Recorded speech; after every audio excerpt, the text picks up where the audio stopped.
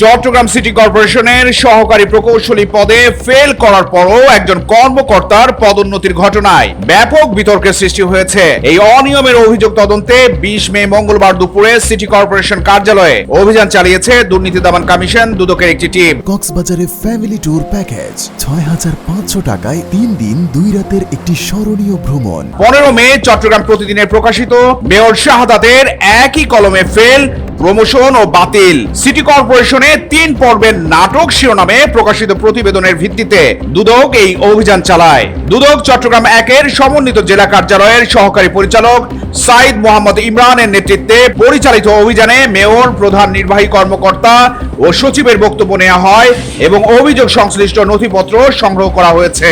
দুদক জানিয়েছে, সংগৃহীত রেকর্ডপত্র পর্যালোচনা করে দ্রুত কমিশনের কাছে একটি পূর্ণাঙ্গ প্রতিবেদন দাখিল করা হবে। চট্টগ্রাম সিটি কর্পোরেশনে সহকারী প্রকৌশলী বিদ্যুৎ পদে এক কর্মকর্তা যেখানে মৌখিক পরীক্ষায় ফেল, তাকেই আবার দেয়া হয় প্রমোশন। অবাক করবার বিষয়, ফেল করার অফিসিয়াল নথি ও পদোন্নতির আদেশ এ 2 ফাইলেই ছিল মেয়র ডাক্তার শাহাদাত হোসেনের নিজস্ব স্বাক্ষর। এই ঘটনায় বিস্ময় ও বিতর্কের সৃষ্টি হয় সিটি কর্পোরেশনের ভেতরে ও বাইরে। অভিযোগ উঠেছে তদবির, রাজনৈতিক প্রভাব এবং ক্ষমতার অপব্যবহারের।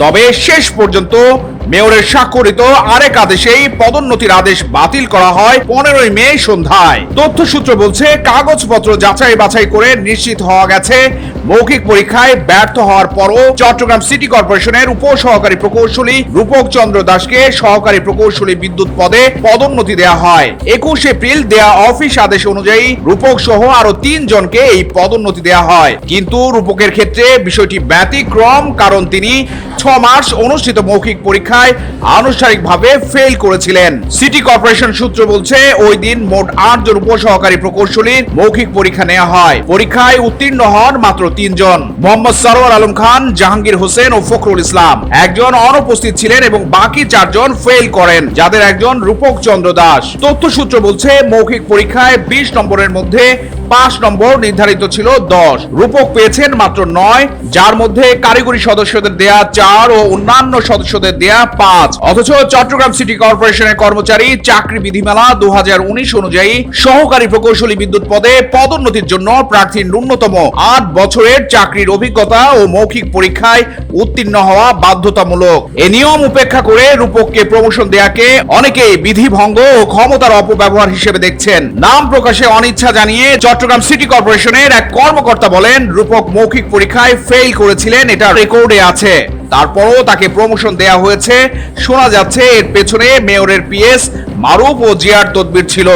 রূপক ছাত্র জীবন থেকেই ছাত্র দলের রাজনীতির সঙ্গে যুক্ত ছিলেন। তথ্যসূত্র বলছে, বড় বিতর্ক তৈরি হয়েছে মেয়র ডাক্তার শাহাদাত হোসেনের স্বাক্ষর নিয়ে। কারণ একদিকে তার স্বাক্ষরে পরীক্ষার ফলাফলে বলা হয়েছে রূপক ফেল করেছেন, অন্যদিকে প্রমোশনের আদেশেও তার স্বাক্ষর রয়েছে, যেখানে রূপকের নামটি আছে প্রথমে।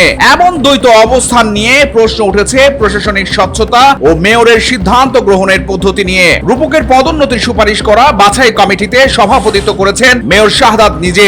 কমিটির সদস্য হিসেবে ছিলেন প্রধান নির্বাহী কর্মকর্তা শেখ মোহাম্মদ তৌহিদুল ইসলাম, সচিব মোহাম্মদ আশরাফুল আমিন, স্থানীয় সরকার বিভাগের উপসচিব মোহাম্মদ ফিরোজ মাহমুদ, এসডিডির নির্বাহী প্রকৌশলী মাসুম আল মামুন এবং জেলা প্রশাসনের সহকারী কমিশনার শহীদ ইশরাক। তবে অফিস আদেশ চূড়ান্ত করবার সময় 3 জন সদস্য ফিরোজ মাহমুদ, মাসুম আল মামুন ও শহীদ ইশরাক কোনো স্বাক্ষর দেননি। তাদের সম্মতি না নিয়েই পদোন্নতির আদেশ চূড়ান্ত করা হয়েছে বলে অভিযোগ উঠেছে। চট্টগ্রাম সিটি কর্পোরেশনে সহকারী প্রকৌশলী বিদ্যুৎ পদের জন্য অনুমোদিত সংখ্যা 6টি।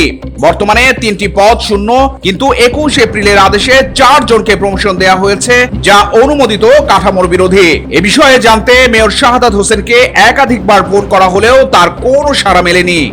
চট্টগ্রাম প্রতিদিন নিউজ ডেস্ক।